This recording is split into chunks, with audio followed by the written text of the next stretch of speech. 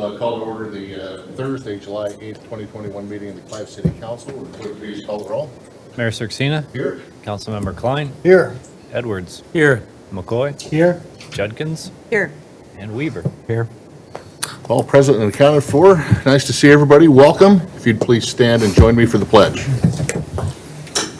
I pledge allegiance to the flag of the United States of America and to the republic for which it stands, one nation, under God, indivisible, with liberty and justice for all.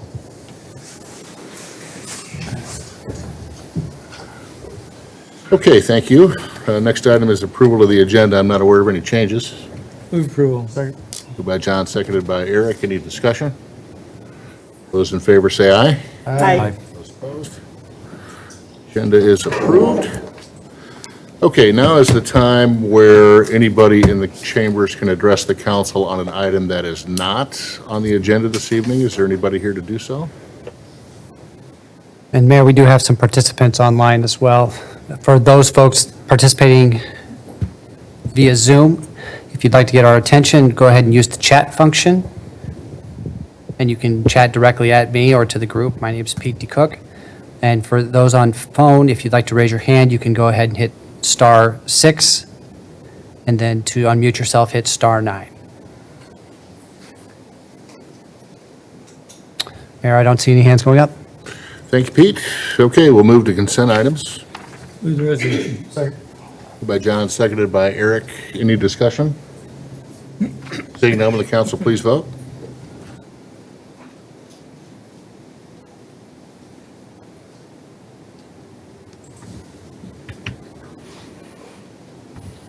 Passes 5-0. Thank you. Okay, now we have two presentations this evening. The first is process improvement from the police department. Chief Veneman is going to lead us in that discussion. Good evening. Happy to introduce our process improvement for this year. We are lucky enough to have two retired police officers working for us part-time using their expertise working in a civilian role. Bob Somsky retired from Clive Police Department recently, and Jeff Miller retired from West Des Moines Police. They're going to talk to us tonight about our barcoding system for our property and evidence. We take in a lot of property and evidence, and they're going to show us what they've come up with this year to streamline that process. And I'm going to introduce Jeff Miller to do the presentation, because if I tried to make Bob do it, we would have only one employee here, because Bob would quit before he got up in front of you, so. No reflection, Bob. Yeah. Of course. Yeah. 1 second here. Yep, no problem, thank you. Jeff, welcome. Thank you very much, Council.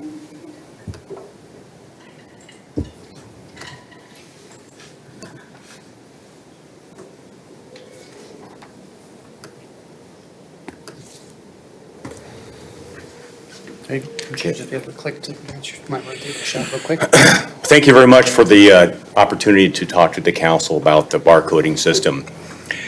I thought the best way to present this was kind of show you the old way we used to do it with paper, and then kind of show you the new way we're doing it.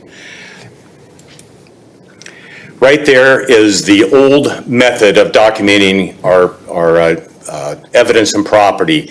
It's by year. And then we also have bikes and found property. And all those are all filled with paper. Well, wait a sec, what happened there? Oh, there we go. That's the books we have right now, and you can tell there's a lot of paper in there, which, you know, the bad thing about paper is that sometimes it can be lost. But that's the old method. And this is our old property sheet. This is what's filled out by hand. And you can see, well, there's documentation on what was taken in. And you can see recover from the locker. That's where Bob or I take the property from the locker, and then over to the right where it's stored. Either we have three areas, A, B, and C. Then to the far right is that all that property's been released. So that is our old method of doing property. Sometimes we get property sheets that might be, 15 or 20 pages long. So that's the front of the sheet. the back of the sheet, now that's how we track the chain of custody. And as you can see, it can be very messy. It's like the date and time, the evidence and property is out of evidence room, what the status is, what item numbers, and then who did what, and if it was released, and sometimes it goes to DCI and comes back. So that's the old way. And this is the old way we used to document our property and evidence. This is a task force case. It's the case number, the property sheet number, the item, and then the date it was recovered, and then also the officer's PIN number who recovered it. That's the old way.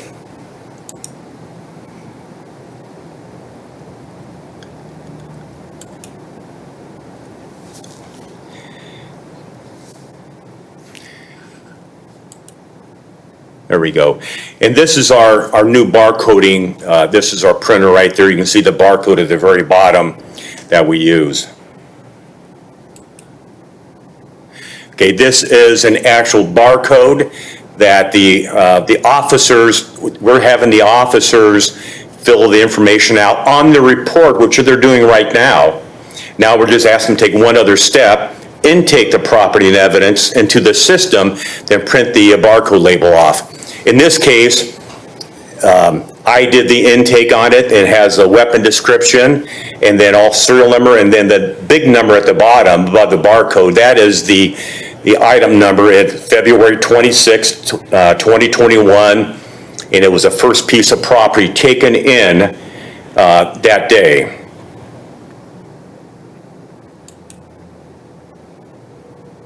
And this is how we now currently barcode. We want the officer to put their name and the case number with big letters so us older people can see it better. And then the barcodes. In this case, the officer decided to put the items in one bag, but he wanted to separate them. So we have 3 barcodes, so each one can be read.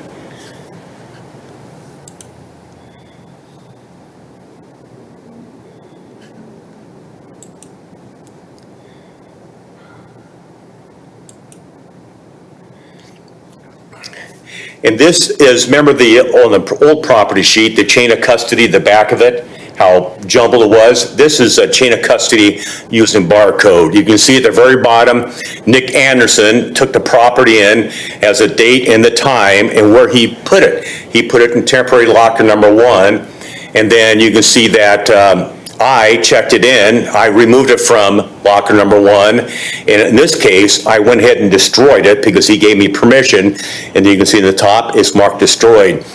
You can see if you go to court, I'd rather present this to the jury instead of the paper method. The paper method worked, but this is a lot cleaner. And we can make notes on this if we want to.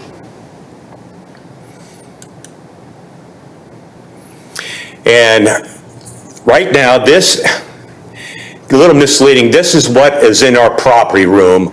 Like on storage, we have shelf A, B, C, offsite storage. This is what we have now. It's a little misleading because what Bob did, and Bob, I'm giving him all the credit, he went and barcoded everything that we have in our system now. But one case might have 80 items, but to speed things up, on old cases, he would just put one barcode on it with information on what's in there. So even though it might say we have, I think, 800 or 900 pieces of property, we actually have more than that. Now, when we go to our new building, when we start, actually we are barcoding right now, those numbers will be more accurate. And inventory. By accreditation standards, this we're accredited through CLIA, we have to do an annual audit of the room. We have to do, the chief has to do 2 unannounced inspections, and then Sergeant Herzog, who is our supervisor, has to do 2 a year. Inspections are different than an audit, but this way, this is the inventory that is a sample inventory that the chief can use or the audit, and it'll be a lot better than having a spreadsheet with 100 items on it.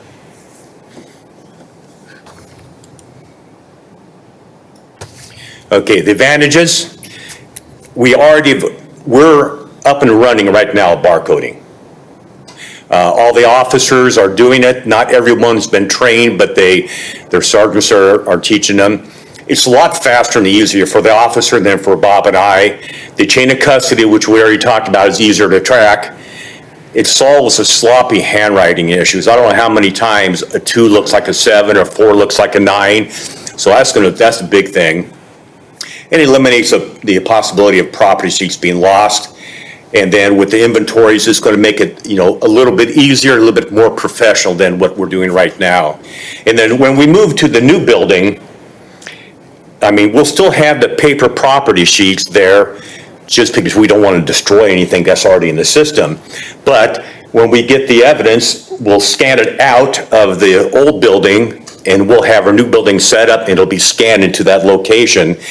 If we didn't have barcoding, every piece of property would have to be handwritten as far as where it's located. So it's going to save, weeks or maybe months of time. So that's really a good thing.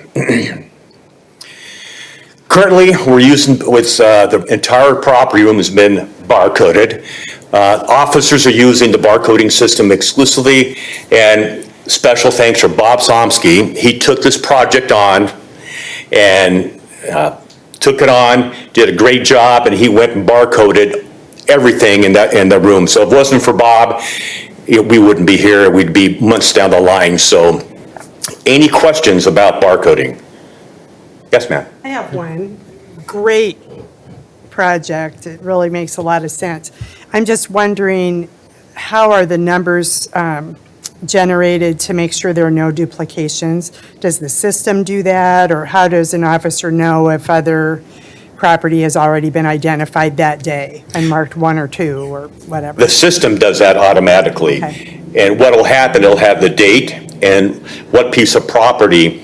So a night watch officer could actually take property in. It could be, 78001, and then day watch officer could take a piece of property and it could be 008. So that's how the system generates that. Thank you. Yeah. Other questions, Yeah. sir? Go ahead. Yeah, Jeff, is there special software associated with this, or would you guys observe this from other departments as a good process improvement, or how'd you come up with This is through our current records management systems, TriTech. Okay, great. Yeah, the great thing about this, other than buying a little hardware, this was software that we already had. Most of our other partners in Westcom have other systems, other software they paid for, so they haven't done it. We used the software that was in our current system, and it's working really well for us. Yeah. Yeah, that's great. So it's kind of a dumb question, but this seems like a no-brainer to me. Do we have other manual things that we're doing that should be automated through software like this that we should be moving towards? Because this seems just like a complete no-brainer to me. I guess I would say we look for opportunities whenever we can. One thing that we're already doing, Trax is our automated, our ticket generating software. We used to handwrite the tickets. Now the state of Iowa made a program called Trax available to us for free, and we've got printers in the car. We scan the driver's licenses. It populates the information into the citation. We print them up right there in the car instead of having to buy a bunch of duplicate printing ticket books. Yeah, we look for those opportunities when we can, and especially if we can do this with a software that we're already paying for, the entire suite of software, and just take this little portion of it and activate it. It did take a lot of work to get it activated. Norwalk is the only other Westcom agency that's currently using it. And they broke some ground for us, and they came over, taught us. We did everything in-house on this and with just a really small investment on scanners and printers. A great example of interdepartment cooperation right there, working with Norwalk. 'Cause I know, because some of these type of projects can be very dicey. It makes a lot of help when somebody who's experienced with this comes over and walks you through it, so that's great to hear. Norwalk is the only Westcom agency smaller than us, so they were able to do it, a smaller number of items. It would be more difficult for a West Des Moines to institute something like this, especially since they've invested in this kind of software with an outside vendor years ago, and I'm sure they're still paying for that and they don't want to switch over, but we found it worked really well for us, and you're right, a no-brainer. Bob and I are still working on improving the system. The way, right now, we're trying to get rid of paperwork, and the officers, when they do a property sheet, after 6 months to a year, we want to know, now, what do you want us to do with this property? You want us to destroy it? Do we keep it? So right now, it's done by paper. We're trying to figure out by using a system, how to do it with the system instead of just using paper. That's outstanding. Jeff and Bob, great job. Thank you. All right, thank you. Bob, nice to see retirement's treating you well. Yes, very well. Good. Nice to We see didn't let you. him stay retired for long. That's good. Okay, great job, gentlemen. Thank you. All right, so we'll move to the next presentation, Clive Festival overview, and Richard's going to take us into that. Good evening. All right. I think Pete's getting a presentation set up. Thank you, Your Honor, members of the council. I'm excited to be here tonight because just over 1 week from now will be my first full Clive Festival since I've started. So I think I'm getting pretty close to rounding out my first here at the city of Clive. So I'm really excited about this. With anything related to leisure services in Clive, there will obviously be a big goat presence and a lot of things that you've seen in the past and some new things that we've got this year. And Doug Harris will be here in just a second to kind of overview the schedule and what we've got going on. And I know we'll be looking forward to seeing everyone out there. And just like everything else this year, we expect a big crowd. I mean, between pool attendance and food truck Fridays and summer camps, we've been pretty much sold out or packed at capacity. So we certainly expect something very similar here at Clive Festival. So we're looking forward to it. And Doug will be able to give you an overview of the schedule and then happy to answer any questions you have after that. Thanks. Thanks. Thanks, Richard. Bags tournament is already filled up yet, or? Not yet. Doug, good evening. I've already got a new partner, so. I expect to buy in the tournament. Bye, first round, Yeah, so. absolutely.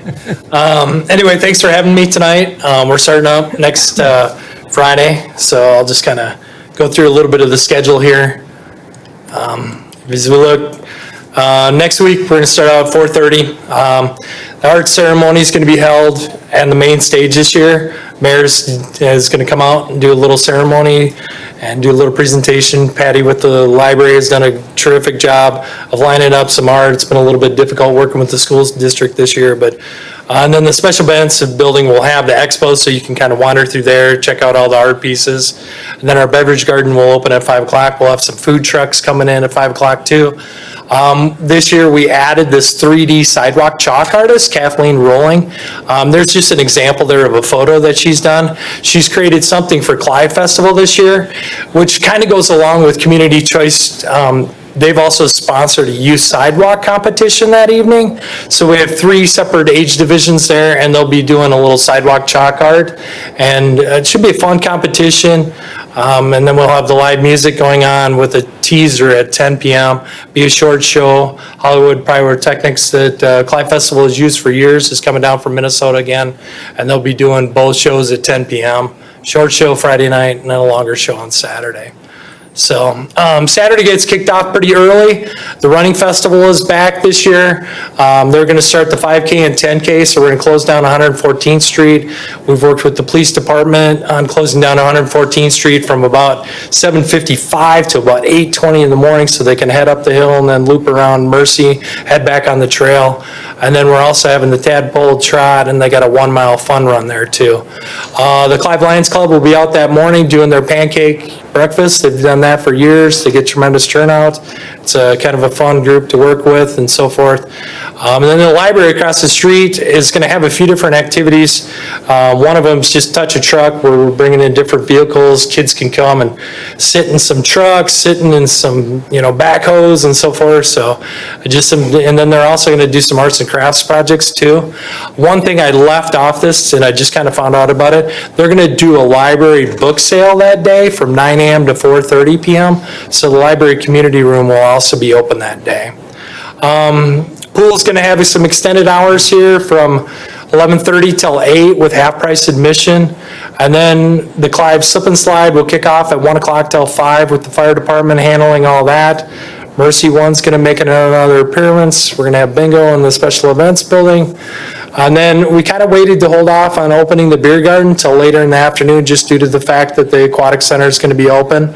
So from 4 to 11:30, the beverage tent, and then we'll have live music. That's where your bags tournament kicks in, so you need to get registered for that. Be a new team. So, yeah.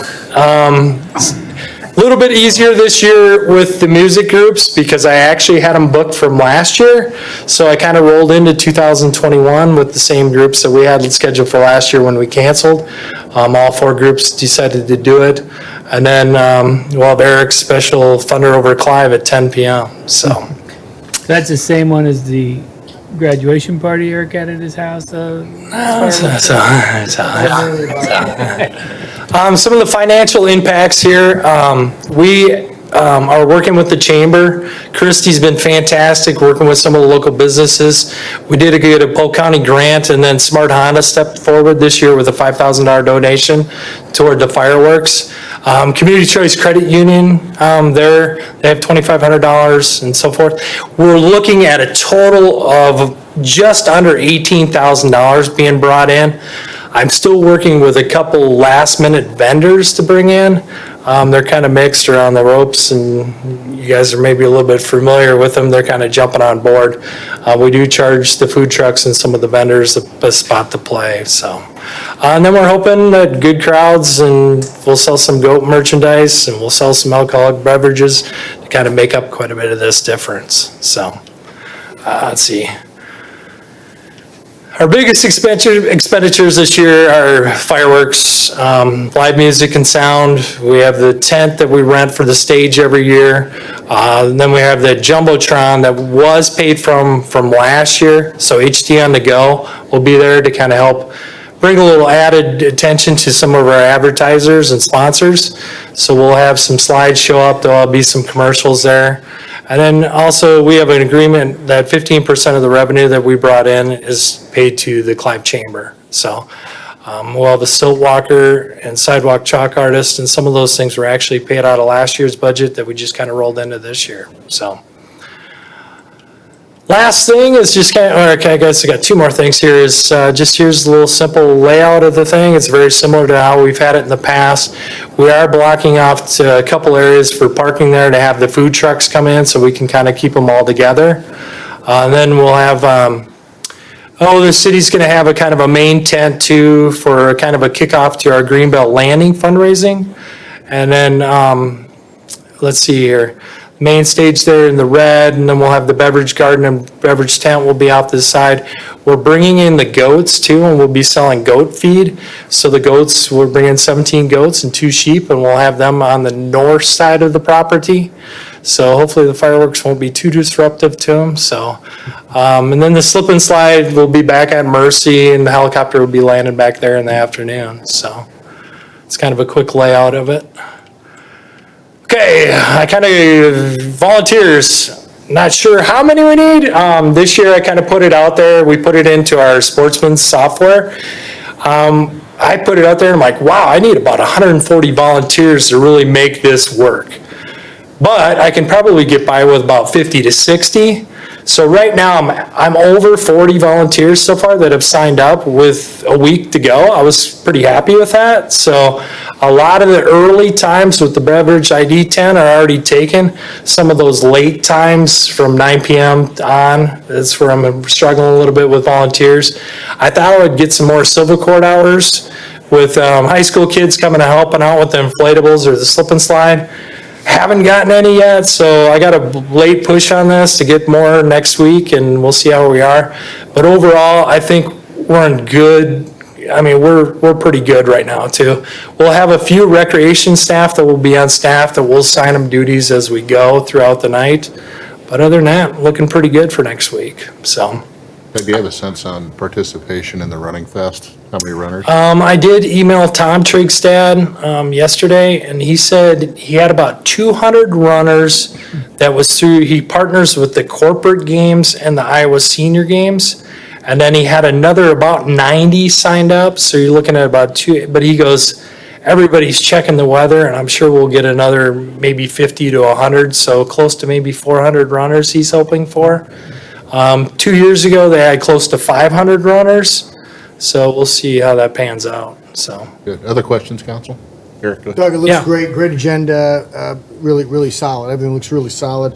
You guys can have extra bike racks there. A lot of people, we've seen more and more people using the trail to come to the event. Yeah, that was one thing we did talk about today. So out at our parks maintenance shop, they have another bike rack that we're gonna bring over and put it over toward the bridge so people can park there.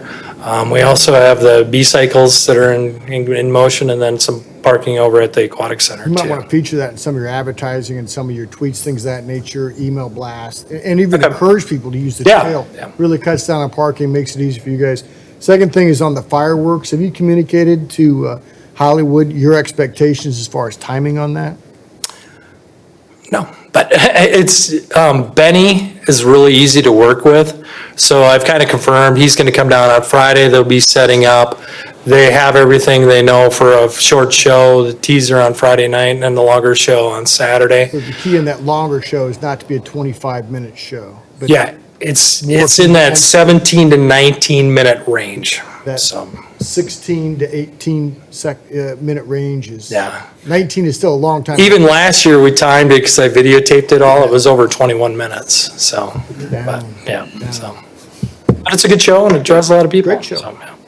Other questions or comments, council? Looks like a great lineup, Doug. Outstanding job. I think we're taking it to the next level. Thanks, Looking hope to forward to see the all of weekend. you there, so. Yeah, great. All right. That'll be tending the goats, of course, All right, thanks. with McCoy. Okay. Doug, thank you. Good. Looking forward to that. Okay, now we're going to drop down to action items. We have 3 public hearings this evening. The first is the vacation of storm sewer and overland flowage easement, Berkshire North Plat 9, Outlot Z, and Matthew, did we post appropriate public notice? Yes, we did, Your Honor, and actually, all 3 of the next public hearings were all published on June 28th, 2021 in the Des Moines Register. Very good. Thank you, Matthew. Amanda? Mayor, Council, good evening. So this is the public hearing to vacate a portion of the storm sewer easement that was dedicated with Berkshire North Plat 9. This vacation is necessary because we approved a site plan amendment to change the remaining townhomes to be developed from attached to detached. With that change, the existing storm sewer and overland flowage easement was going directly through where a house was going to be built. So this is vacating it, and further down on your agenda with approval of the final plat, we will be reestablishing the relocated easement. So with that, staff would recommend approval if there are no public comments. Questions, council? Move to close public hearing. Second. Moved by Eric, seconded by Susan to close the public hearing. Before we do, is there anybody here to speak on this item? Seeing none, will the council please vote?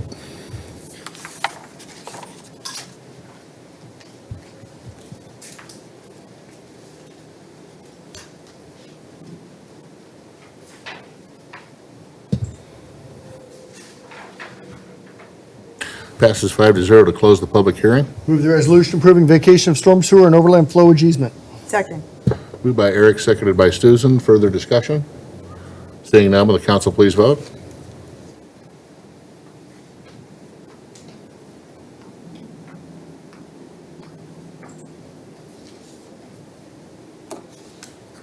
And that passes 5-0. Thanks, Amanda. Okay, the next public hearing is regarding the Third Amendment to Stratford Commons Office Park Covenant. And Jill? Thanks, Mayor, Evening. Council. Evening. Yeah, so this is the Third Amendment to Stratford Commons Office Park Covenant.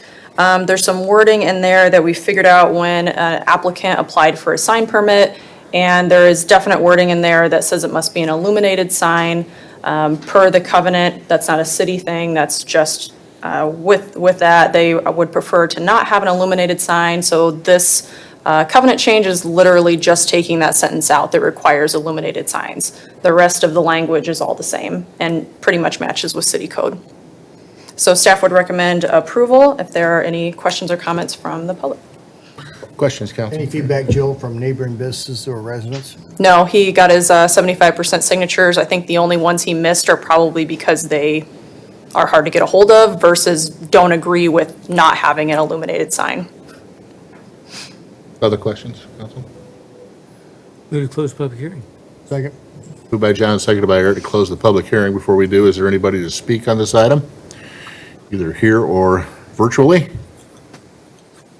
For those participating virtually, star 6 to unmute yourself, star 9 to raise your hand. Mayor, I don't see anybody online. Seeing none, will the council please vote?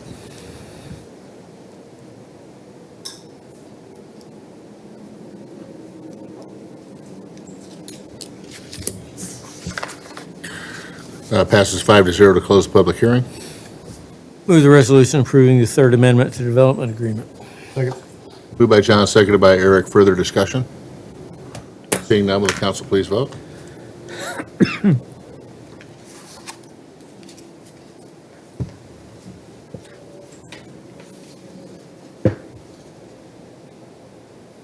And that passes 5-0. Thank you. Okay, the third public hearing is vacating a portion of Outlot Y of Schuler Elementary, Plat 1. And Jill, if you describe that for us. Yeah. I'll just give you a visual here. Can I use the doc cam? Just so you get a little better understanding. There's a picture in your packet of the parcel, but this is the entire surrounding area. So this is for Meadowview, which we'll talk about next. So it's next to Berkshire, south of Douglas and Schuler Pond. This is a city-owned property that no longer really serves any value. So we would like to vacate that and move to give that to the current owners, Robert and Dorlin Underberg, for the future development of Meadowview of Clive. And staff would recommend approval of that, if you have any questions. Questions, council? Is that a gift, or is there a cost involved with that, or how does that transaction occur? Right, so in exchange for this, they are doing quite a few improvements to the surrounding area. So they are putting in a sanitary sewer line, as well as finishing the trail connections. Let me do this backwards. From Douglas here and then around the trail also. So it will be significant value back to the city. Other questions? Yeah, wouldn't they need to do that regardless in this development for that corner of those, that's what they want to build there in that field? I mean, regardless, they'd have to build. Yes, no?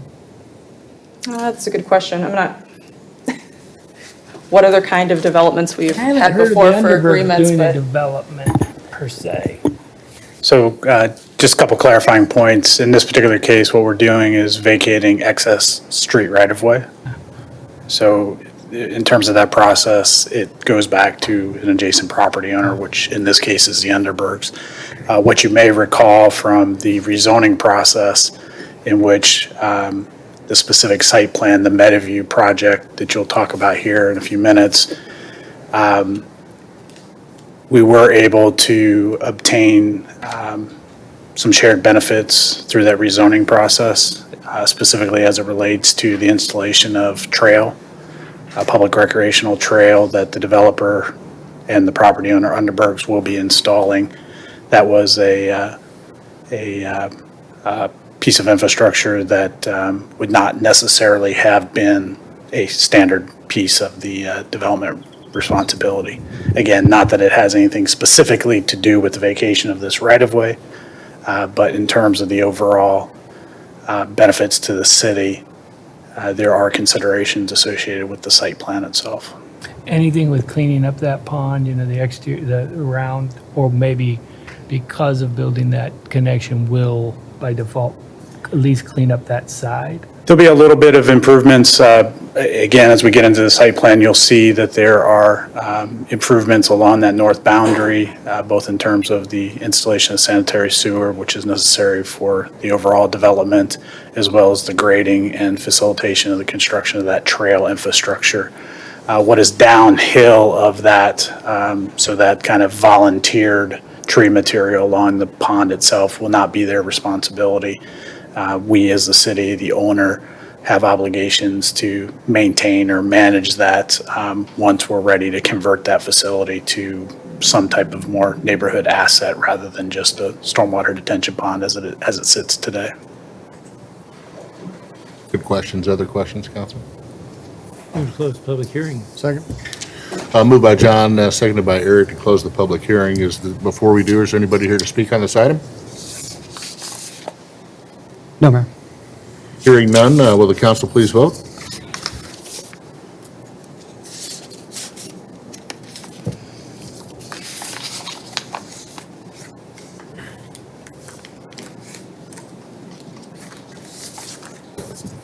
Passes 5-0 to close the public hearing.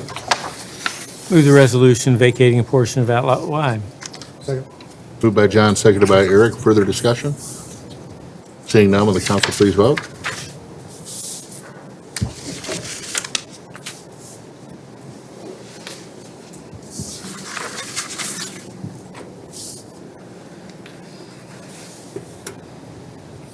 That passes 5-0.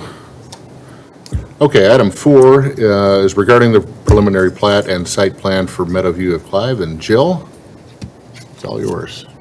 All right, so the last time we talked about Meadowview, we approved an amendment to the zoning change and development agreement.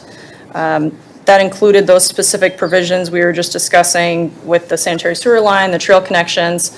So that is all set, so now we're back with the preliminary plat and site plan. Overall, there's only just a couple minor items remaining related to soil quality. Rachel's working with the applicant on that. And it was approved by P&Z unanimously some months ago. And as you recall, can I get this back up, Matthew? Just so you can get a couple pictures here up. It's an elevation of the front of the building, so this would face Berkshire. So just to refresh your memory here, really the plan obviously has not changed since we discussed it in the development agreement. So we're looking at 43 independent living units, 39 assisted, and 24 memory care. That's a total of 106 units. It's a 3-story building with a couple 2-story wings facing, you see the short end facing Berkshire, and then the to the south facing the townhomes is also a 2-story wing. There are 37 surface parking stalls with additional 50 underground, so quite a bit of the parking is underground instead of taking up more impervious surface on top. As I mentioned, that sanitary sewer line will be installed, and then the trail connection as well. Switch to the landscape plan here. So you can get a better view. There'll be a connection off of Berkshire, and this is a 10-foot trail section that's going to lead all the way across their property line along the south side of the pond. And then it's an 8-foot section here connecting to Douglas. And the reason this one is so wide is the sanitary sewer also runs along this trail. So then a maintenance truck can drive straight from Berkshire along here and access that line. So the city has access to that area. And then the rest of the site is a 5-foot sidewalk along Berkshire, so that will help connect that neighborhood and get those walking areas for people, especially with the school next door, so that'll be a much better connection. There's a number of street trees along Berkshire as well, as you can see in the plan. Pretty heavy landscaping as well as the bioswales. There's 2 that are going to take care of stormwater. Those are those brightly colored areas. Those are heavily planted as well, so you're not just going to look at, you know, overgrowth or just some grass or some reeds or something. All of those colors are different types of vegetation, and then hundreds of them. So there's going to be many plants filling those areas, so that should look nice as well, especially from our public view areas along the trail. So we're looking at 98 site trees and another 16 street trees. And as I mentioned, those 2 bioretention cells are going to take care of stormwater. They have also, switch to an elevation here, back again. All sides of the building meet our standards for masonry. They have a number of materials that are in your packet as well, board and batten siding. stone as well as multiple colors of regular slab siding. So it's architecturally diverse as well.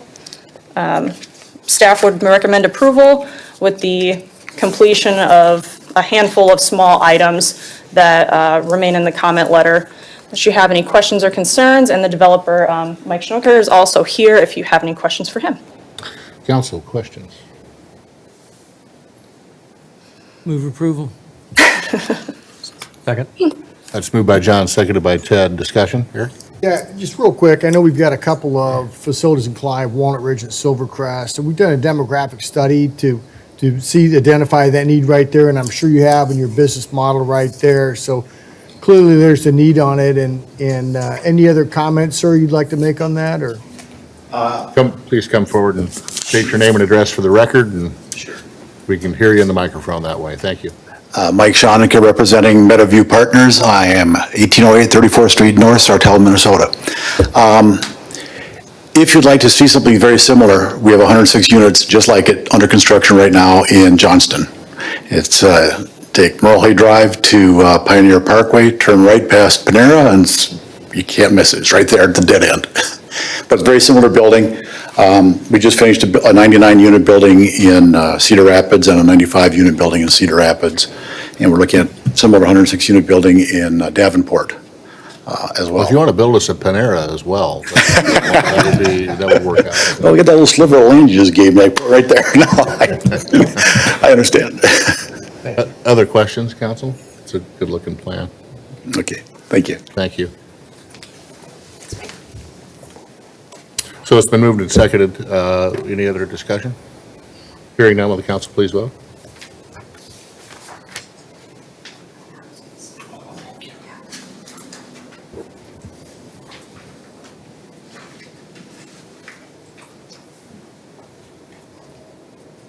That passes 5-0. Thank you, Jill, and good luck. Thank you. Looking forward to it.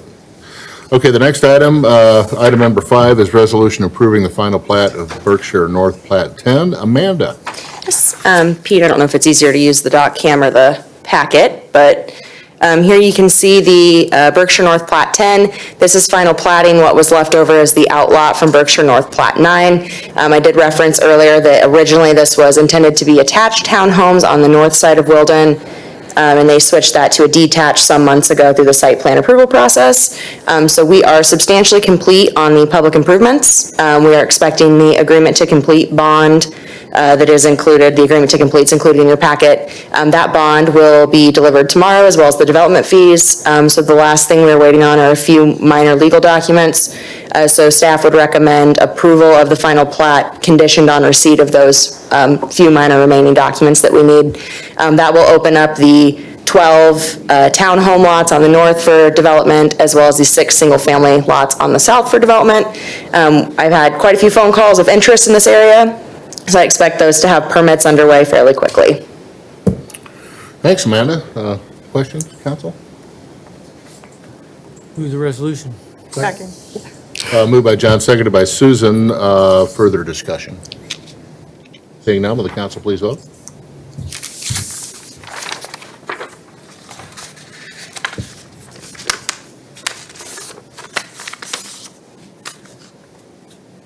That passes 5-0. Thanks, Amanda. Thank you. Okay, we're going to move down to our discussion item for this evening regarding the Sterling Hotel and Suites conversion, potentially. And Doug, you're going to guide us through this one.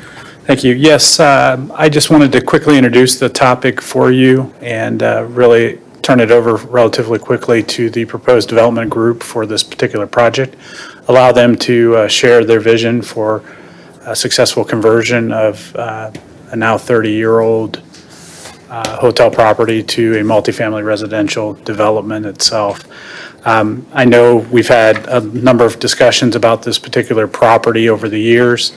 The property owner is very interested in finding an alternative use to the property. It is no longer sufficient to stand alone as a hotel property. It is unbranded, and they are having continual challenges associated with having operational profitability. So we've had a number of discussions about the potential of converting this property to multifamily residential. As you can imagine, converting this type of building or this type of property itself to something else commercial oriented, which is what its underlying zoning permits, is quite challenging. It doesn't suit itself to be an office. It doesn't suit itself to be a retail establishment. It is a hotel building, so they are finding it challenging to reposition it. In this case, that liability provides an opportunity. In the case of converting it to a multifamily residential property, this is an old vintage residence inn, which is structured as exterior accessed townhome type units. So generally the concept of converting it from the hotel property to a multifamily residential is, and again, I'm going to air quotes, relatively simple. If we are to pursue the consideration of converting this property, there are going to be considerable steps taken associated with rezoning and entitlements, as well as building and life safety code analysis and updates, and then rental code updates that are be required for that type of a conversion. So the first step here really is to have a discussion tonight, trying to get an understanding of City Council's viewpoint on whether or not this is an appropriate consideration for rezoning of property. We would need to convert this property from commercial classification to something that would support multifamily residential. Generally, in my mind, that's going to entail dealing with the entitlement process through a planned unit development and zoning change agreement. Because as I had mentioned, there will be a number of components and considerations that will be inconsistent with the typical standards. So as you can imagine, converting a hotel to multifamily, again, is not going to be as simple from the technical standpoint. So there will be a number of things that we'll have to work our way through. But before the development group and or staff invest that kind of energy, those resources and the time to really dig into those details, wanted to make sure that we're on a similar set of expectations between the proposed development group and the city. So with that brief introduction, I'd be happy to answer any questions that you might have at this point. Otherwise, I think it would be best to allow the development group to share their thoughts, and then I'd be happy to follow up with any concluding remarks or answer any additional questions. Any initial questions for Doug, council, before we launch into the presentation? Go ahead. So I believe I've got all of the development group set up as co-hosts, so they should be able to share their screens and share their presentation. Jason, I see that you've started your video. You're going to be kicking off the presentation tonight? Yes, I can. Let's see. I can share my screen. I'm working out multiple screens here, so I'm not sure I'll be able to do that. Do you guys have the packet of information that we put together, the presentation? Yes, I do. I can go ahead and advance those for you if you'd like. Okay. Well, thanks everyone for your time. Doug did a nice job of recapping what we're looking to do here with the Sterling. This process, we started this, we got this property under contract. It's about a year ago. It was last July. A good portion of that time since last July has been sitting in kind of a holding stage, waiting for some, I believe it was Confluence that was doing your University Avenue corridor project study. This was a piece of that, and I believe that now, if that study is not done, it's some of the material has been presented to the city, and it seemed to be favorable from what I understood. Repositioning this from a hotel to a multifamily. I can tell you a little bit about myself and then we can go into the project. Again, Jason Grove, I've grown up in Iowa, Adel primarily, went to school at Drake. I have about 600 units in the Des Moines area, some in West Des Moines. This would be my only property in Clive, but West Des Moines, Urbandale, Waukee, Winterset, Adel. We just recently, Tina and I just recently purchased the AIB campus in Des Moines down on Fleur and Bell. Repositioned that property, rezoned it. And in fact, it was zoned as industrial. And so now that's multifamily. In fact, just about 3 months ago, we were at 100% occupied on that and won the City of Des Moines or City View Property of the Year, Multifamily Property of the Year award. So something we're proud of. Went through a lot of work. We're doing the same thing. Really, this is very similar to what we were doing with the AIB property. Is just taking something, repositioning it. We are long-term holders, long-term investors. This isn't a fix and flip for us. This is something that we want to reposition and hold on to and continue to be the owners of this property. And along with other properties that we have in the Des Moines area, we take good care of the properties that we have, and we want to do the same with this one as well. Again, it's about 112 apartments. Average rental rate for this particular, I don't know if you guys have been on that property. Of the 112 units, there's 28 that are considered the penthouse units, and they're labeled as penthouse within the Sterling. So it's more of like a one-bedroom loft. But there's 2 floors. They're the largest square footage units, and there's 28 of those. The rest of them are all studios. There's larger studios and smaller studios. But all of the units already have a separate bathroom. They already have separate kitchens. As Doug was alluding to with his air quotes, I like that, that this will be a relatively easier project to convert to an apartment. Yes, the units, the interior units would be easier to convert, as they are really set up with all of the functioning utilities that we would need at this point. And Jason, if I could ask to, $1.5 million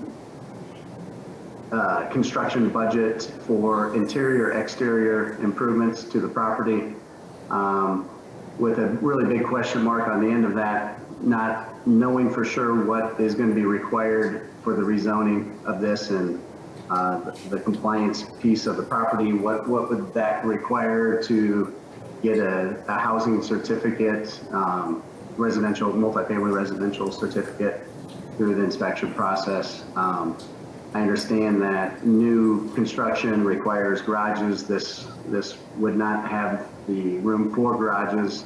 We do have enough parking on site, considering the number of units that we have, and with the majority of those units being studio units.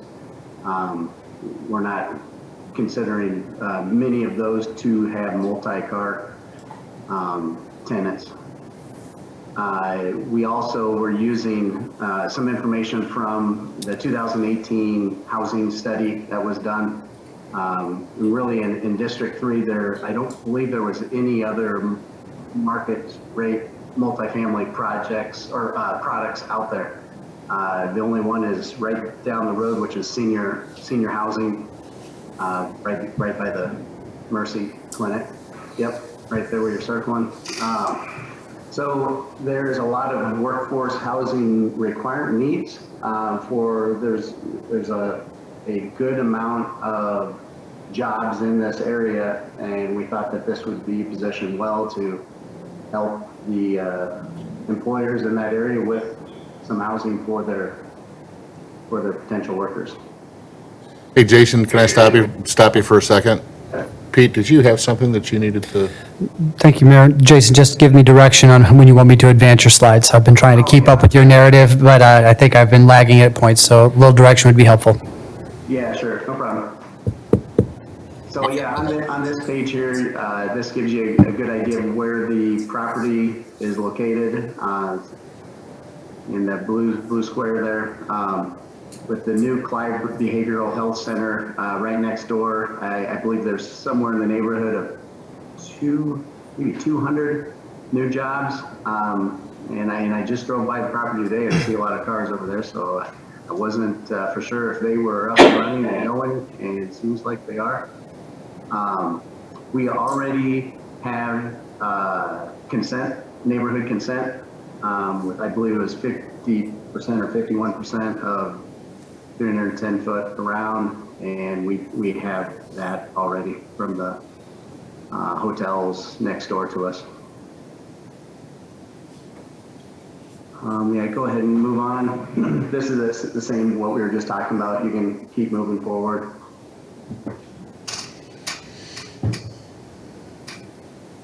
There is, so in this, the improvements that we would like to do to this, without knowing what the need from the city will be, a lot of exterior work that has to be done. There's, this property was really hit hard by that. I believe those are ash trees that are on the property. There's a number of dead ash trees around on the property that will need to be handled. This picture that you see on here, this is just an older, a basketball court. It's actually a water retention area. There's a pool and a hot tub area in the center of this community, and you can see that in the top left-hand corner. You do a little picture of it there. That's something that we would like to fill in to create more of an outdoor lifestyle patio, barbecue area. Addition of a dog park. We found, the dog parks are very desired feature for multifamily properties. New landscaping. We're going to attempt to, depending on the location of plumbing lines and electrical requirements, trying to add washer and dryer units to each of the units. Basically all cosmetics on the inside of all of the units will be updated. Paint and landscaping on the exterior. There's some signage obviously that will need to be changed. And any questions on any of that, I can stop for a moment. Questions, Ted? Go ahead. Yeah, so I do have a question on the unit renovation. You've identified, basically a full remodel, it sounds like, for each of the units with flooring, paint, cabinets, countertops, lighting. The number that I've seen quoted here is $4,500 per unit. I get economies of scale, but do you really think it's realistic that you can do all of that for $4,500 per unit? That was a real number last fall. That's likely has changed with everything that's happened with inventory and lumber prices and inventory and everything. Right. So that number has not been updated. I expect that to have gone up, and maybe add another 20 or 30 or maybe 30% to it. I'm not sure. I haven't recalculated that yet or asked for new quotes yet. So your financial numbers then need to all be revisited to ensure that you have an ROI on this? Is that accurate? Yes. Yeah, we will have to. I'm not expecting those numbers to be off by an amount that would not allow this project to pencil out for us. They will change, and that that could be something with within the purchase agreement that we addressed. But again, the biggest unknown for us at this point, whether this will work or not, is just what is going to be required to bring this property up to date and within the city rules, regulations. Sure. What are the unknowns on the exterior, I guess, that we would need to address? Other questions for Jason at this point? Go ahead, Susan. Hi, Jason. I'm Susan Judkins, and I'm one of the people on the committee working with Confluence. And just to clarify, their recommendation for this particular parcel was not necessarily supportive of having this kind of a change. They were actually talking about allowing it to further decline in favor of having a new, better investment down the road. But what I'm hearing you describe does seem that it would upgrade the property in ways I'm pleased to hear.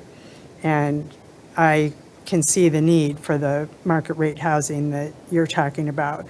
The one question that I have is, what would the plan be for having property management on site? I do see the reference to an office, so I expect that you plan to have a person there at least through part of the day, but could you describe that?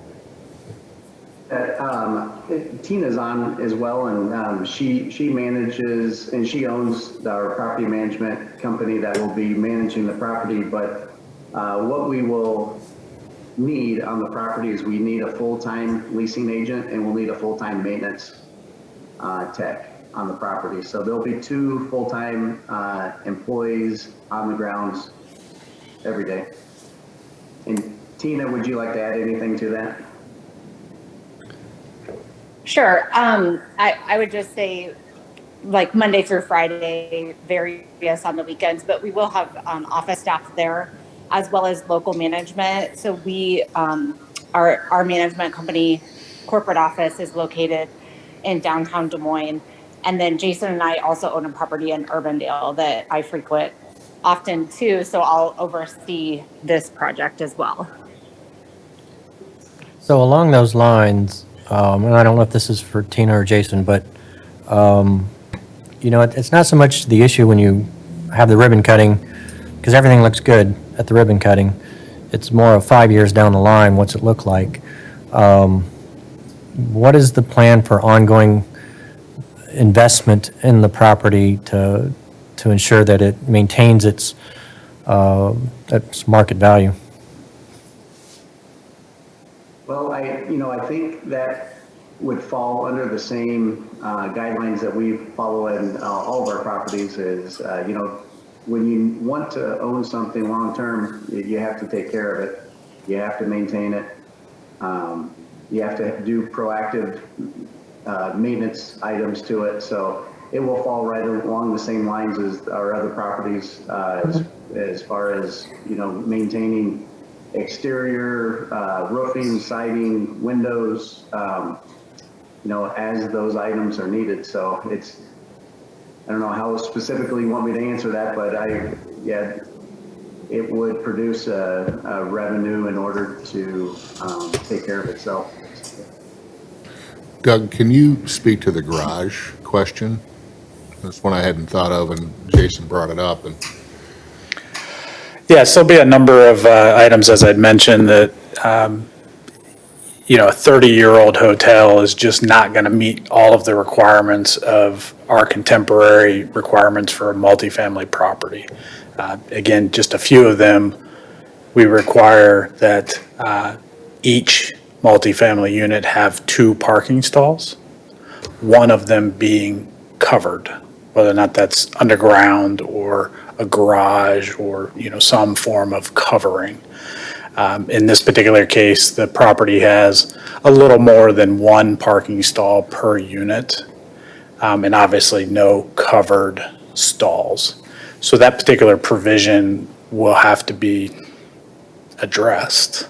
And in this particular case, as Jason had indicated, and I'll certainly vouch for it in terms of the site conditions, there's not much room to add more parking. Sure, you may be able to cover a few of the stalls, but again, you're not going to cover 50 stalls or 100 stalls if you're making them meet the current requirements. So those types of things would have to be addressed. There are a number of other things like the minimum square footage. 600 square feet is what is minimum required under our current contemporary codes. Hotel units, even today's hotel units aren't that large. These, again, have some that have the lofted space, so they're closer to the 600, but they don't meet the 600. And it's not practical to think that these units are somehow going to grow to meet that minimum requirement. So there are just going to be a host of issues that would need to be addressed through that rezoning process, in addition to, again, the items that you were talking about and Jason was mentioning, exterior, roofing, landscaping, just kind of the general site conditions and maintenance, stormwater, the list is just going to kind of go on and on. But those, again, are all the things that we'll happily get into and start working our way through those processes of determining what is or it can't be done with the project. But before we spent that time and energy, we obviously want to make sure we have a kind of a shared set of expectations. Good. Other questions, Erica? Yeah, Jason, this property has been a challenge to City of Clive for a number of years, generating over 400 calls to Clive Police Department since 2017. Can you address a little bit what measures you take to screen clientele, and also what measures or partnerships you would engage in with Clive Police Department in order to reduce this type of frequency of incidents? Yeah, it's a great question, and I would like to defer that over to Tina, as she is much more familiar with all of our background screening and process there. Sure. If we could, we've got a slide on the screening, I believe. It was in your follow-up one, I don't think it's in this one. Oh, okay. It's in the follow-up. I can still let everybody know that process. So I actually attended one of the first multifamily crime-free housing classes that I believe it was Jeff Hartshorn with the City of West Des Moines had put on many, many years ago. So we would participate definitely in that program. We usually, our managers and our regional managers on our teams, they work with the courtesy officer. Typically, you would assign a courtesy officer to the property. So that way, if there are, what we find is a lot of times we don't know that the police were out the night before. So if we can have the officer send the trip logs or just communicate back and forth so we know what's going on, so we can directly, address any issues and get those tenants off the site, or again, remedy what's going on. But in our screening process, we will not approve somebody generally if their income is less than 3.5 times the amount of the rent. We do a criminal background screening. We do not allow felons or sex offenders in any of our properties that Jason and I own. Well, any properties we manage, actually. And then we do a credit check, landlord check, and then verify their income on all of our applications. We do have a national screening company that does that for us. And so we do utilize them to run the database for us. We also, for this property, would not be participating. We wouldn't qualify to participate in the Section 8 housing program, so we would not be offering that. And then we generally don't allow assistance programs with the type of rent that we would be asking at this property. Eric, does that answer your question? It does. Okay, Susan, you've got one. I had maybe more of a comment, which is I think we have to be realistic about what's possible in terms of creating market rate housing. We know there's a need. We know that it's something that is of value to Clive. And so as Doug was bringing up some of the challenges to think about regarding a covered garage, for example, or that kind of thing. And as I think about the comment that Ted made about what it can take to rehab, there's just a lot of cost that goes into any construction. And so I'm interested in looking at some ways to try to see if we can make this work, because I see it being an option to create market rate housing, which is not easily done. So it's more of a comment, I guess. No, appreciate the comment, and Mike, I know you have something, and I want to follow up on Eric's comment. For the record, 400 calls for service on this property since 2017, including shots fired. I'm not happy with that. Michael? Yeah, several questions and a couple of comments.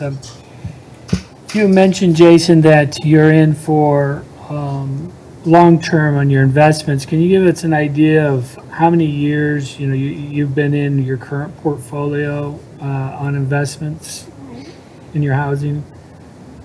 Yeah, you bet.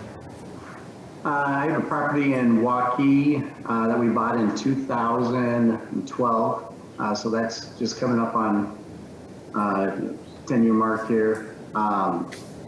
We have a team and I own a property together that we purchased in 2017. Urban Green Apartments in Urbandale. And so we've owned it since 2017 with really no intentions of selling that. Multifamily property in West Des Moines that was just recently purchased. It's been a year in that, but again, no time frame of selling that. Tina and I have the multifamily, the AIB campus that was purchased in 2019, and again, a long-term ownership plan on that. But that's property in Winterset and Adel that I've owned, since 2008. And I started when I lived in Minnesota. I sold property that I had in Minnesota before I moved to Iowa. And so it started, my investment, real estate investment, started back in 2004. So that's kind of bringing you up to speed. I moved back to Iowa in 2006 and started purchasing units in 2008 again. So. Thanks. Also, on some of the notes, I too agree that I'm interested in listening to what the options are for this, to maybe go to that next step to see what you can come up with the city, and maybe some exceptions to some of our rules. I would listen. I also have heard the argument of letting it take its natural course, right? And, that's the economic course of getting a little worse before you can get a better investment. So I'm also open to that as well. And that's kind of that confluence suggestion on this property. If we were to do something this, though, and considering you're a long-term investor, would you consider looking at a minimal taxable value on a property like this? So when you're done with your investment, it makes sense. I get it that you need to put the dollars in to make it look good and to turn it, which would require that to hit some minimal taxable value.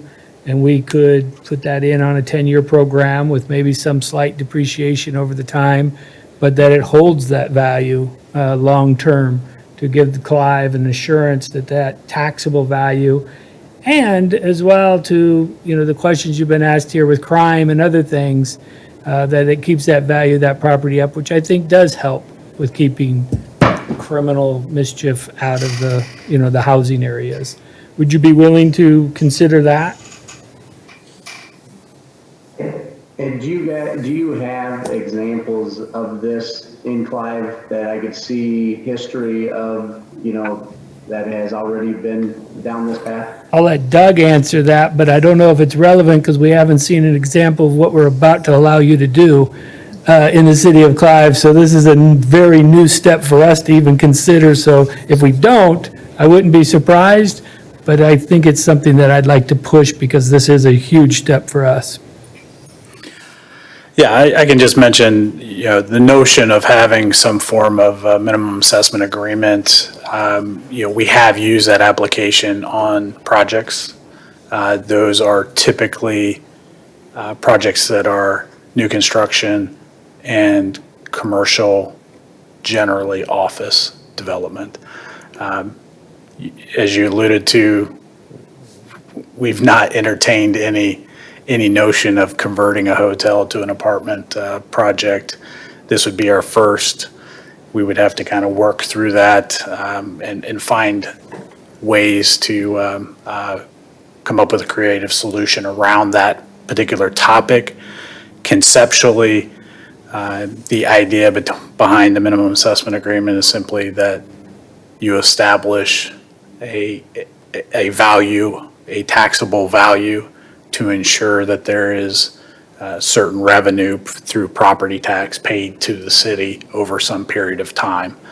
Again, we typically utilize that in the commercial setting on the new construction because we are typically leveraging that increment or that value being created to pay for something else, a trail, a street, some other infrastructure in which we need guaranteed revenue. This one is a little different in that we don't necessarily have a specific public improvement that would be part of this redevelopment package. But conceptually, the idea of keeping an appropriate level of value to satisfy the service needs provided by the city, kind of the same concept. Right. Well, and I think that to go along with it, and I like this train of thought, is that, and I'm hearing it from the council tonight, and I guess I've had a concern about it since we started having these conversations initially, and that is we want to be comfortable that you will continue to invest in the property to keep it at a level to where it doesn't deteriorate 10, 15, 20 years from now or longer. We want to make sure that it's a viable, high-quality facility for life. That's what we're after. And so, yeah, this is brand-new territory for us. The council has to consider from a policy perspective, do we do something like this, number one, and what kind of precedent does it set with, other hotels in our city? I think this is an extreme situation. However, citing the calls for service, I don't think we have those issues in other hotels, at least that I know of, to that level. So there's a lot of things for us to consider. So Jason, I appreciate where you're coming from, but I think what Councilmember McCoy points out is that we need some real assurances that this is going to be a high-quality property for the life of the property. And we're looking to you to make us feel better about that. And I think that's a fair assessment. So I'll stop there. And then, Mike, if you have anything else on that point, but it's a big point. Yeah, no, that was really my only comment, Jason.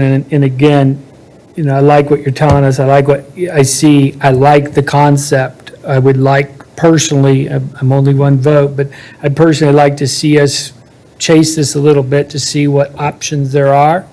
3 months ago, 6 months ago, I was a no on this concept. And now I am I'll listen. But though I would trust a Jason or a Tina, I don't know who's going to be behind Jason or Tina with this property. So I would really be looking for this value piece to be assured to the city for a long-term investment. And I think it'd be easy for you, right? You want to be in it long-term. It's a pretty easy decision that you'll keep it up to a value. So that's all I'd leave with staff, is that I'd like to see that in the negotiations. I'm going to get Ted, go ahead. Yeah, I mean, I'm in agreement with both Mike and Susan. Last year when we saw this, I wasn't in favor of it. I am open to it now. I do think that it could provide a good opportunity for this property, but I do have the same concerns that the mayor and Mike spoke about. I would ask Doug, I know Doug and I talked about this offline, but to maybe clarify for the council on the rezoning aspect of this, how that applies to this property versus other properties, because, one of the concerns is what the mayor said as far as the precedent and the potential ripple effect that this can have, and so there's some real concerns there. So, I don't know, Doug, could you speak to that a little bit? Certainly. The concern that this somehow sets a precedent is real. I don't want to brush that aside by any stretch. However, I do believe as we've kind of investigated how we might deal with the entitlement process for this particular property, we do think that there are a number of unique considerations and factors that are inherent with this property that would allow you to differentiate this particular hotel and what would be done with this particular property from some of the other properties in our community. Again, the structure of this property is very much like an apartment complex versus a traditional hotel where interior hallways and stairways and so forth. So we do think that there are ways to set the stage that creates this as a unique consideration. And based on our previous discussions, we think that that's probably the only way to manage this particular entitlement request would be through a specific planned unit development zoning change agreement for this particular So the property. rezoning doesn't affect the whole area, it's just specific to this property. It would only have entitlements for this particular property. That being said, if you had, say, the Days Inn down the street, decide that this is a great idea 2-3 years down the road and say, boy, we'd like to consider that as well. Again, I think their particular property and their particular circumstance is different than this property. So I would be very comfortable in kind of hanging my hat on the technical basis. But I think there would certainly be questions or concerns with respect to, you allowed it for this hotel, Why'd you do it for them and not for us? why not this one? Again, I think there are technical reasons, but that's not going to stop that line of thought from coming. Well, and that's going to be to council's discretion as well. If another one comes back, we've got to set up the parameters to put future councils in a solid position on that. So that's a great point. Susan, you had a question. I just wanted to mention that I do see that using the screening process that's been outlined would be a lot different than basically not having any idea of who comes in to stay in a hotel. So that is definitely beneficial. But given the concerns being raised here, I wonder if your group would be open to having the management staff I asked about earlier being on the premises a little bit more than just the 40-hour-a-week full-time reference. At least I was assuming you meant a 40-hour-a-week person, not that it would be 24/7 having someone. Would you be open to having more of a presence? So we would staff like office hours, typical as 8 to 5 or 9 to 6. However, sometimes depending on the team members we get, they do live on site. So we have more of a presence. We do offer them, either a discount on rent or part of their salary package could be that option. We also have on-call emergency maintenance. So if something would happen, then we would, we would send somebody to the property and have a presence that way as well. So it ends up being quite a bit there. I would also just add on a couple of things if I could quick on the screening. how we do that. We also wouldn't be doing any short-term leases. So, we wouldn't be doing rentals by the week or even by the month. We would have minimum 6-month leases that we would have people sign. We prefer 12, but we would do a 6 if somebody, had a contract at the facility next door or something, then we would want to work with them on that in certain circumstances. And then just to touch on the reserve money and keeping the property up. So as this project stands right now, and again, this could change, but Jason and I would be the investors on it. And we wouldn't have a full line of other investors that, could vote not to, replace the concrete or anything. It would be us. And as Jason said, he's from here in Iowa. I am as well. Reputation is very important to us.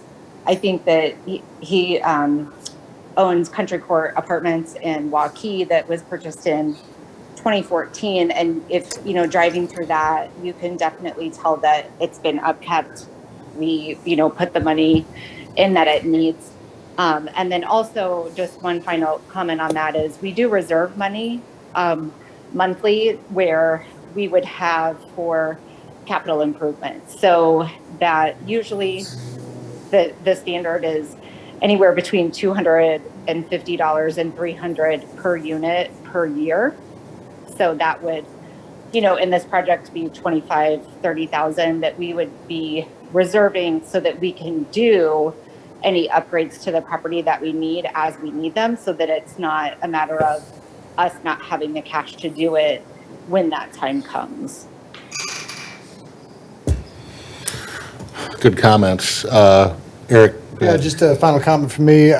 Two of the concerns that I had one was, where exactly this proposed PUD would be. And Doug, you answered that question. We read it on property in general, so it wouldn't affect the outlying. So I'm happy to hear that. And the other one was the precedent established. And Mayor, I know you pointed out that as well. And that was the other concern right there. And understand that you've got a foundation built right now because of the exclusivity, the exterior entrances, things of that nature, where you can address that pretty easily with other people right there. So I think this is a situation that's not common. I haven't seen any of the apartment complexes like this throughout Clive, so that gives the basis to address that precedent question right there.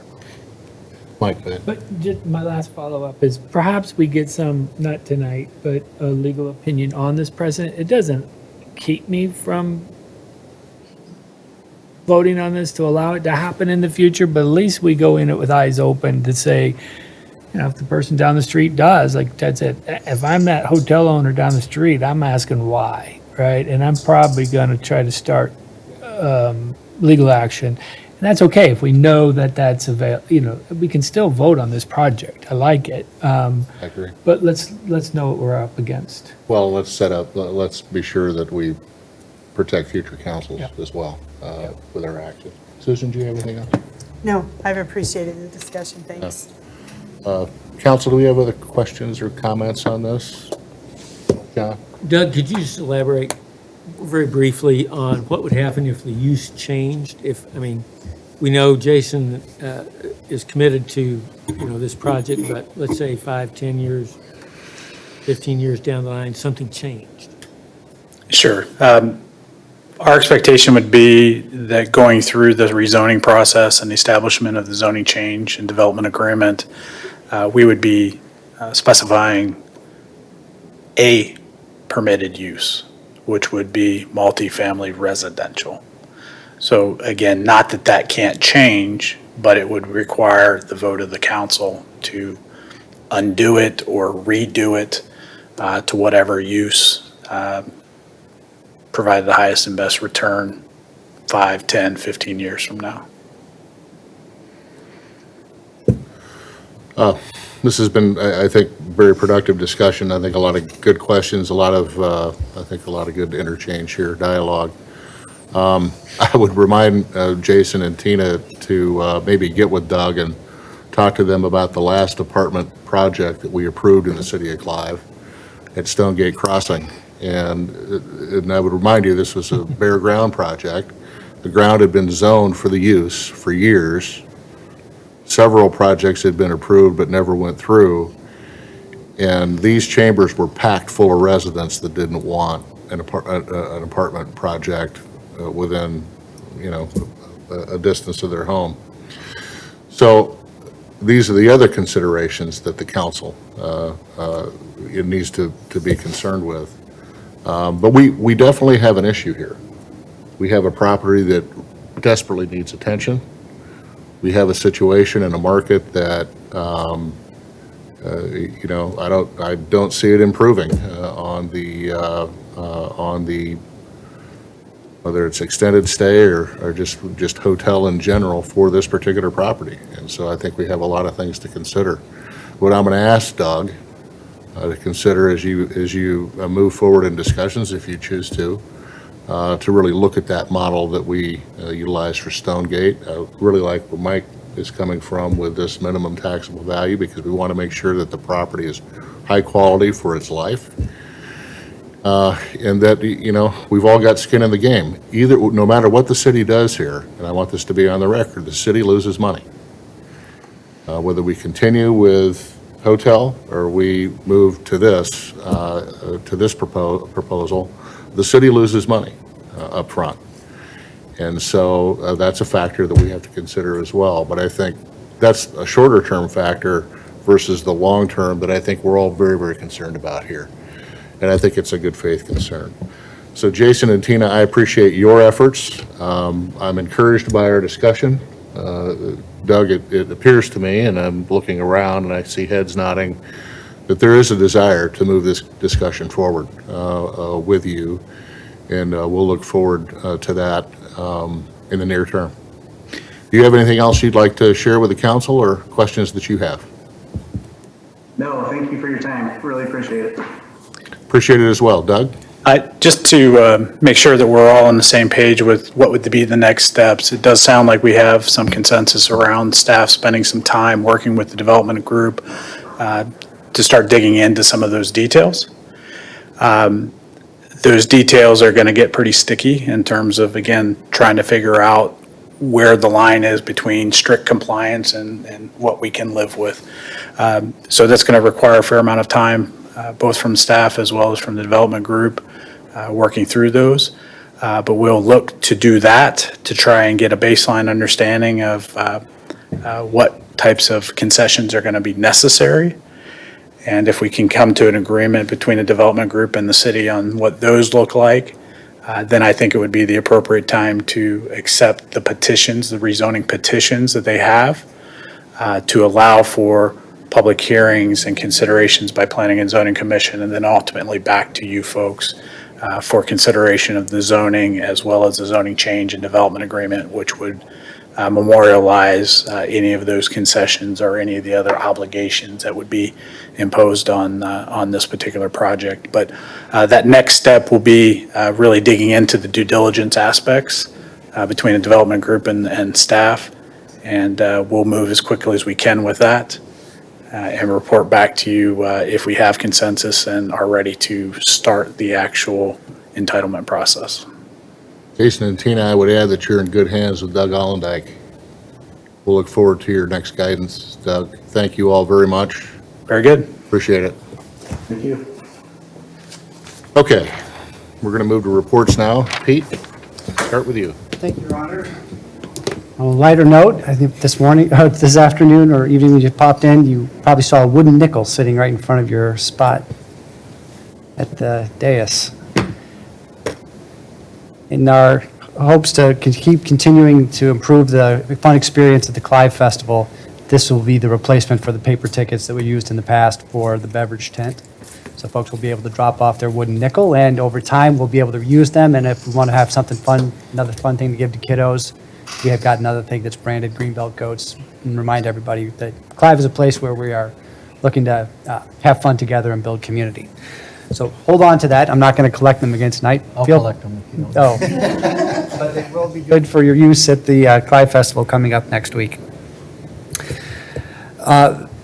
Tomorrow I'll be over at local business, 515 Brewing. We will be doing a little bit of video and photography work to get pictures of our young goats with the brewers, because our inaugural batch or barrel of Goat Little Tart, guava, orange, and tangerine, GOAT, Little Tart, is ready to go.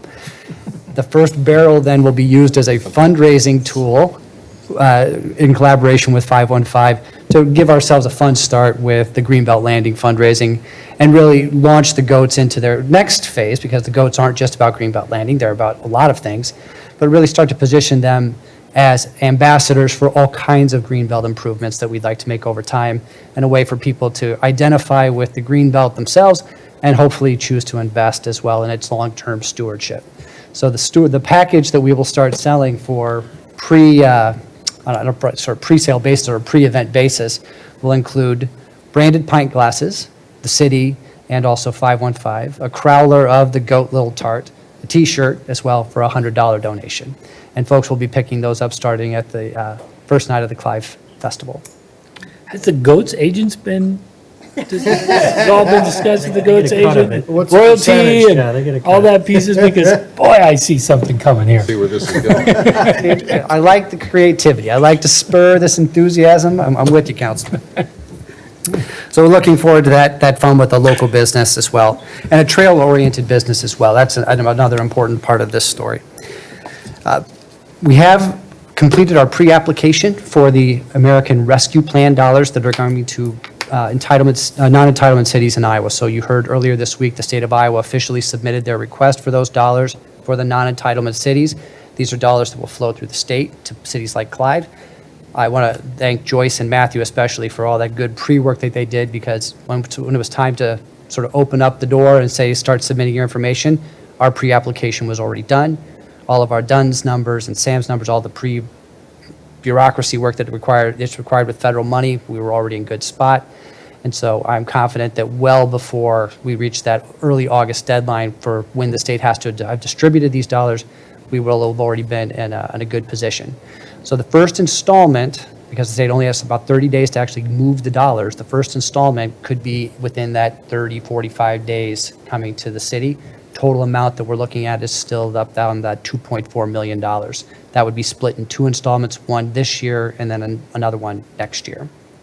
Any questions about that? How much time do we have to spend that money? Multiple years. I believe, Matthew, it was 2024 to spend, or even longer than that. 2026. So 5 years? yeah, the guidance we've received is keep it simple, because the paperwork, if you spread yourself across a lot of different projects, is going to get really nasty. So if you narrow in on some of the eligible types of projects and really focus on one or two of those, will make our lives quite a bit easier, make Matthew's life quite a bit easier. One project. So I know in preparation for strategic planning, we've had some good discussions with council about that, and we'll continue to have those discussions once we actually have those dollars in hand. But we're not facing some imminent deadline once we have received those to actually obligate those for a specific project. Well, I think a lot of good diligent thought has been given to this topic up to now, and Pete and Matt, with your leadership, I think we have a pretty good idea of how this needs to go, very much within the parameters that are provided to us by the federal government. So feel good about the process, and we'll look forward to continuing to work on it. Excellent. Some additional good news from our federal partners. It looks like on August 16th, we'll be receiving population numbers from the census. Those are the numbers that will be used for the redistricting process. So that's when it will arrive at the state, and then our state partners, I anticipate, will be further sharing dollars so we can come up with an estimate or a number of what the total population for the city of Clive looks like as of the census taking in 2020. What we won't have at that point was all the additional detail that comes from the questionnaire on ethnicity, race, household income, some of those types of questions. But the big number, what Clive is now as of that time last year, will be something that I anticipate we'll have in mid-August. So we're looking forward to getting that and telling that story. I have a couple items tonight that probably require a little bit more discussion. I want to bring Chief Rowe into the discussion very quickly. One moment. Chief, you should be able to unmute yourself. Okay, can you hear me? Yep, we've got you. The chief and I wanted to give the council a little update on the fire that we had earlier this week. So this was a very dangerous situation. that challenged our department and our neighboring departments as well. This was the container fire that was full of fireworks that was positioned over at Competitive Edge. So Chief, why don't you give folks a bit of an update? So it was pretty volatile and pretty stressful situation because we knew that it came out as actually a grass fire, and you can kind of see where there was grass and a little bit of exterior fire that stay in the outside of the container here.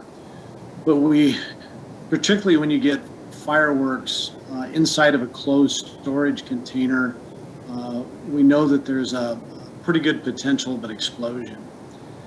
And as the crews got there and they quickly got the water on the outside of the fire, they realized by looking at the container that there had been at least some kind of an explosion. You can see how it's pressed out here, actually on both sides as well as the top. Then we had they noticed some other fireworks still going off in the container, so we backed off and we're back not quite a third of a mile in all directions. And the one thing we had going for us was it was the middle of the night, so we were not in a hurry to make any decisions. We didn't want to put anybody in jeopardy, not knowing exactly what we had. So we had to wait about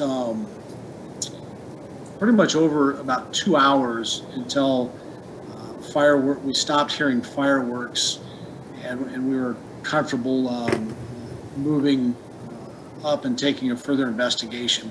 Eventually, there's some holes at the top of this Connex box, and we were able to use a special nozzle and introduce water into there, cool it down, and then we were able to open the doors without the fear of introducing too much oxygen in too quickly.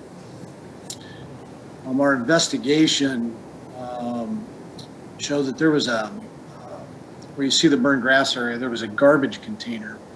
And we believe that garbage container started on fire, conducted the heat directly from that fire in against the fireworks and caused them to ignite.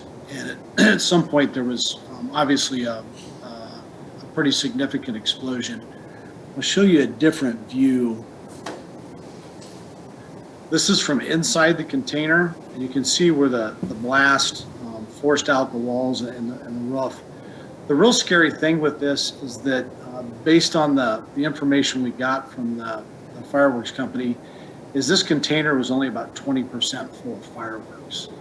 So what really causes this concern is if it was more towards the front end of the sale season and you ended up with a container that was 50 or 75% full, if it was exposed to a fire, had an explosion, if this container would not have contained that blast, where and how far would it have blown the fragments? And with Hickman Road right there, there could have been some pretty devastating impacts to that.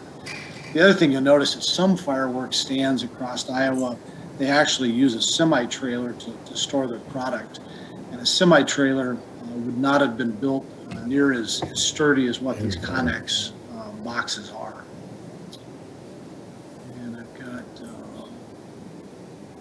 Yeah, Chief, to your point, didn't I hear about in the last week a fire department or police departments showing up for, they were homemade fireworks is what I read, but it blew, I think, the police department's bomb tank and killed, I think it was a firefighter or some residents. It actually blew that truck apart and I killed. believe that was out in California. Yeah, so this is real stuff here.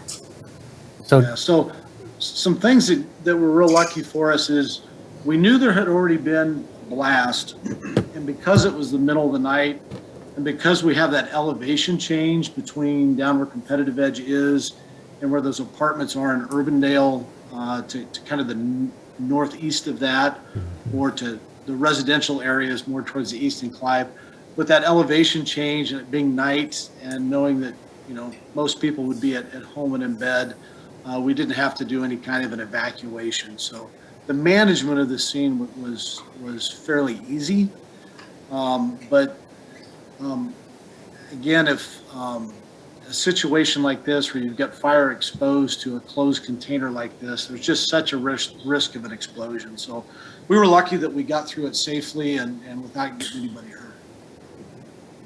So Chief, is there something we should be doing for next year that we should change as far as our ordinances on this?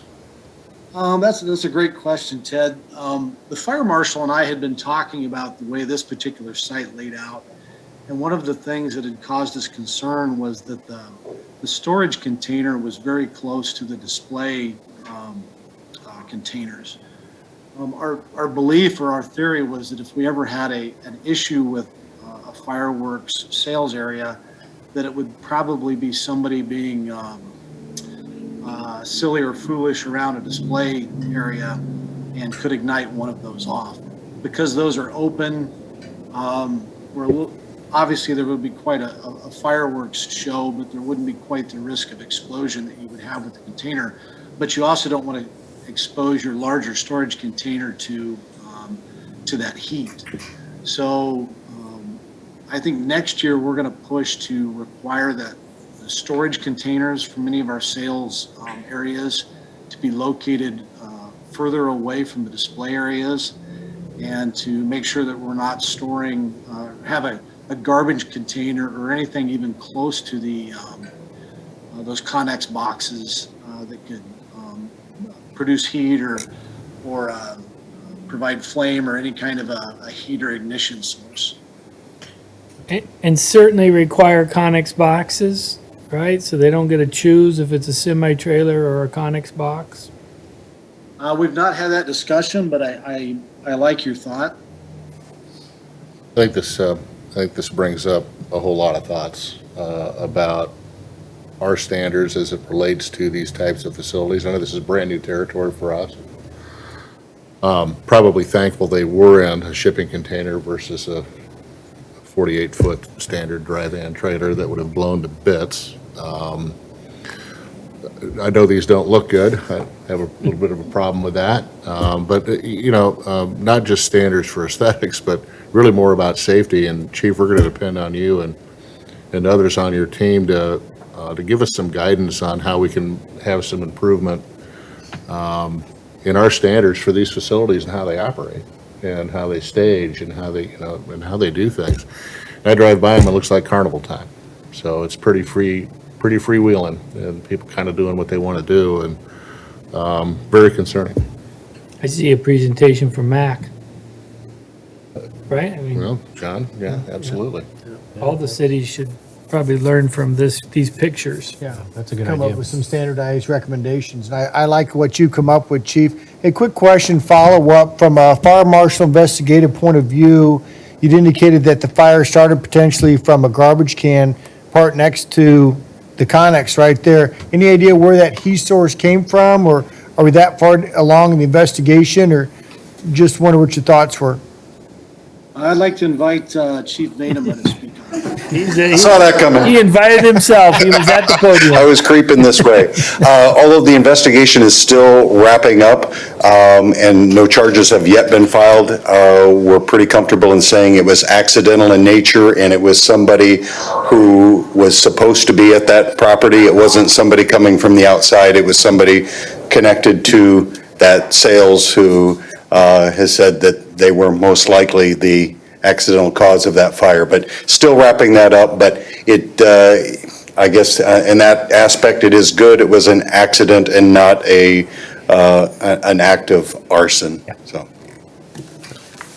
Great discussion, Pete. Chief, thank you for sharing with us. And again, I'm going to encourage all of us to take a look at the brand-new facility built in Windsor Heights. That is a pretty impressive-looking building. I'd be interested to know what kind of safety they have built into that brick and mortar. Pete, go ahead. Important discussion on the horizon. I'm going to give the fire department to set up some props on this as well. Not only did everybody stay safe and they collaborated well with neighboring partners, but in this particular response, the chief was showing us some pictures that were taken with a drone camera provided by a Polk County Sheriff's Department. And as they were using that drone with an infrared camera, they were able to see where they had cooled off the space, the material within the shipping container, and get it to a point then where they felt like they could actually open it up without introducing a bunch of oxygen that would lead to some sort of a flash or reignition as well. So those pictures are a neat example of how technology is helping keeping people safe and help take a very potentially dangerous situation where there's risk of an explosion and make sure that we mitigate that risk as safely and as quickly as possible as well. So I think I've got those photos, and if you're interested, I'm happy to share those at a later point. Good. Thanks, Pete. Thank you, Chief. A couple more things. The actual calls for service from 1,500 hours on July 2nd to 1,500 hours on July 5th was 21 calls to our police department. And that compares to 35 in 2020 and 36 in 2019. So in the ballpark. Again, no citations issued because we have to catch people doing it in our practice, and our police department's practice has been to tell people, knock it off. That's not allowed in Clive. Usually gets the result that we want and doesn't lead then to further steps that the police department has to take to make sure we're following the rules of the city of Clive. Last thing I have tonight is a little update from Waterworks on the drought. And we have a new dimension to share this evening. I've shared this information also with the mayor. We received communication on Tuesday indicating that the measuring that they do daily at the source waters for Waterworks is now starting to turn up some of those high levels of the dangerous toxic bacteria. They don't like to use those waters when they've reached a certain threshold, but they're able to and had to in this situation to blend it with some of the finished water and get a final product that they could put out into the system and that is safe. So we're not concerned at this time about any unsafe drinking water or use for humans at this time. However, if they continue to see this escalation of the toxic bacteria and anticipate the expense of trying to remove it, which is very difficult for them to do and expensive, then they have already started to signal that we could move to the next stage, actually not stage 2, but actually jump to stage 3 in the water conservation plan. And in that part of the plan, we're talking about no turf irrigation. When I looked at the numbers provided from our water department on usage in Clive, for the previous 7 days prior to the 7 that we just finished, we had a lot of communications about backing off on the turf irrigation and had a couple big storms and a little break in the heat that led to a temporary decline, but we've risen again over the last 7 days. So if we do get to this point, we'll need to take into consideration not only how we will be communicating that throughout the city, but other things we'll need to think about are things like the slip and slide at the Clive Festival. So what staff and I are doing at this point is anticipating we'll get another report from Waterworks tomorrow. We'll see where they are with their measurements for the toxins in the source waters. And then again on Monday, we'll have another report back from them. And as we need to, we can reach out to Waterworks staff to see what they recommend. But from just an optic standpoint and a communication standpoint, if we are going to be asked as a community to reach out to residents and businesses and say, suspend your turf irrigation, for us to be doing something like the slip and slide could create some real bad optics and some reasonable concerns about whether or not we're practicing what we're asking others to preach as well. So no decisions need to be made now, but I wanted everybody to know that staff is watching this carefully and want to make sure that we position the city to do what is the right thing to do. If it does come to that, I think there's an opportunity for the city, as we have on a number of water issues, to talk to our partners and say, we hate this scenario as much as anybody. We wish that we weren't in the middle of a drought, and we're adapting like all of you as well. But we have an opportunity here to model the right way to move forward that makes good prioritization of our limited and precious water resources and sets us up then for productive conversations down the path as we keep adapting to these new weather and climate realities in Clive. Pete, excellent point, and obviously we will do the right thing, and thank you for making that connection. Obviously, we'll see what happens, and we'll be sure to communicate immediately if we move to stage 3. Mm-hmm. But absolutely, if we move to stage 3, slip and slide is not going to happen. And I think we can all agree with that. Thank you. Thank you, Mayor. Anything else? No, sir. Questions for Pete, Council? Before we leave fireworks, how did our parks do during, I mean, from what I was hearing, Michael could hear as well, but I think Leland Park and other areas near there, that was where the people went to set them off. Yep. And same thing is true in Des Moines. I mean, you saw the pictures from the city of Des Moines. I mean, their parks were just Debris trashed. and damage. Richard, you're set up as a co-host. I'd like to invite you in to address that if you're available. See if I can get Richard unmuted here one moment. So right by the police station? Yeah, yeah.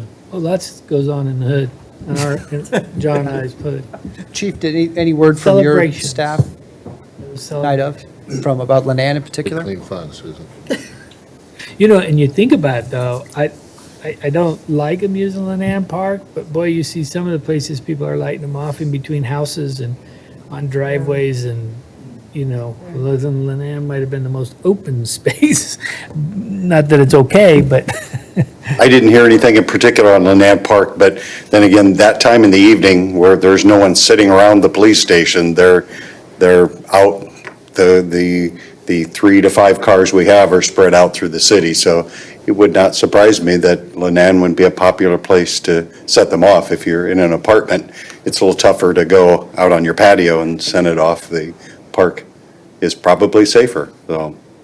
that and Crestview School is what. Yeah, it could be. Do we know of any damage to any property? I have not been informed of any damage anywhere in town, other than the fireworks display. It didn't seem like anything caught on fire.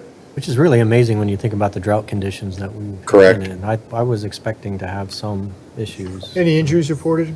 None. Richard's been able to join me out of technical difficulty. Richard, the question from council was whether we had any debris or other damage in parks that were fireworks related. Yeah, I apologize when I hit unmute, it disconnected me. But, you know, there was always a little bit of damage and kind of leftover fireworks, but nothing that really rose to the level of making a point about it.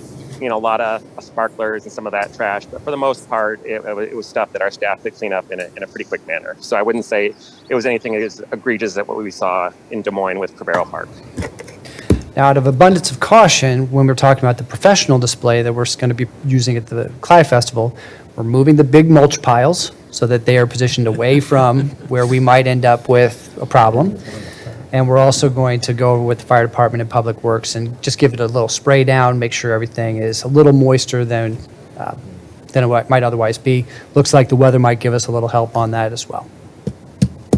Yeah, tomorrow. Speaking of those mulch piles, I think y'all did well moving those. I mean, you've added so much more over time since the derecho that I think you've probably gotten rid of all of that and brought more in from other projects, but Yeah. it is moving. It's been a really A huge savings to you all. huge so savings kudos to the you. city, and I hope a huge saving to residents and businesses that have a good product. Getting the mulch, getting the grind on that right was the key.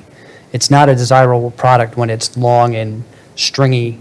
It doesn't lie down nicely. It doesn't stay where it's supposed to over time. It walks. But getting that right made all the difference, and so we'll keep giving it a push. Pete, thank you. Thank you, Mayor. Ted? Nothing tonight. Thank you, Ted. Eric? Nothing to that, Mayor.